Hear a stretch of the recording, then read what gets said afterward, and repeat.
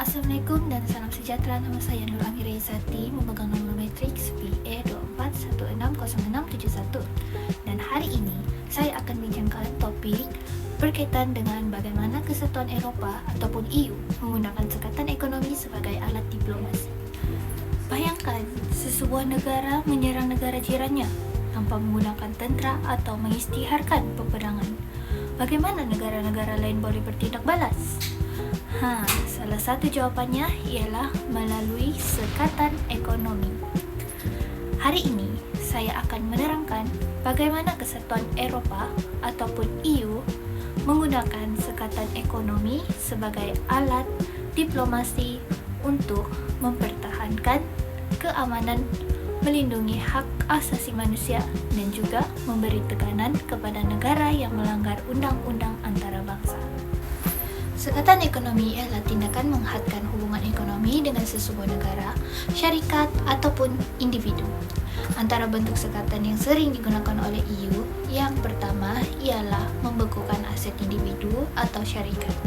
Yang kedua, melarang perjalanan ke negara-negara EU. Yang ketiga, menyekat perdagangan barangan tertentu. Seterusnya, menghalang pelaburan dan akhir sekali menghadkan akses kepada sistem kewangan dan perbankan. Matlamat utama sekatan ini bukan hanya untuk menghukum rakyat biasa, tetapi untuk memberi tekanan kepada pihak yang bertanggung jawab supaya mengubah tindakan mereka. Mesti ramai yang tertanyakan, mengapa EU menggunakan sekatan ekonomi?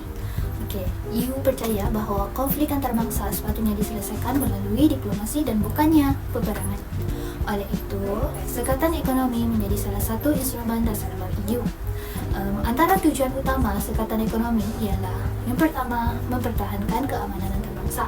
Yang kedua, menghormati kedaulatan negara.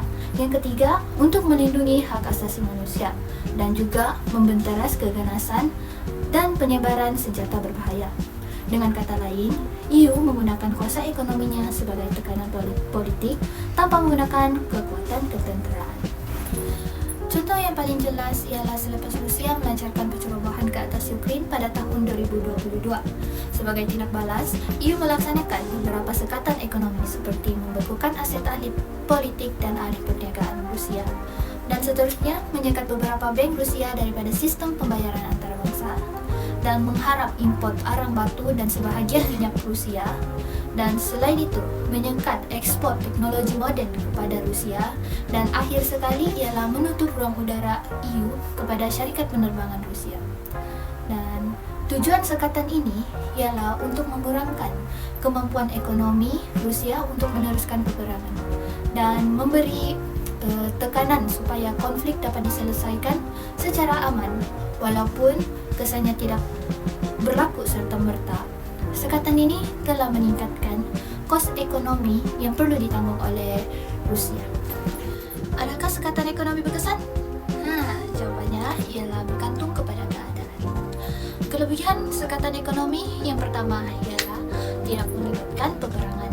Yang kedua, menunjukkan pendirian tegas masyarakat antarabangsa. Yang ketiga ialah memberi tekanan politik dan ekonomi kepada pihak yang melanggar undang-undang antarabangsa. Namun, terdapat juga beberapa kelemahan. Antaranya ialah rakyat biasa mungkin turut menerima kesan ekonomi. Yang kedua, sesetengah negara masih boleh mendapatkan sokongan daripada negara lain. Yang ketiga, sekatan biasanya mengambil masa yang lama sebelum menunjukkan hasil. Oleh itu, sekatan ekonomi sering digabungkan dengan rundingan diplomatik dan kerjasama antarabangsa. Kesimpulannya, Kesatuan Eropah menggunakan sekatan ekonomi sebagai alat diplomasi untuk mempertahankan keamanan dunia tanpa menggunakan peperangan. Dan melalui kuasa ekonominya, ia berusaha untuk mempengaruhi tingkah laku negara lain agar menghormati undang-undang antarabangsa, hak asasi manusia dan juga kedaulatan negara. Walaupun keberkesanannya masih diperdebatkan, sekatan ekonomi membuktikan bahawa dalam hubungan antarbangsa, kuasa ekonomi boleh menjadi sama penting dengan kuasa ketenteraan. Terima kasih kerana menonton.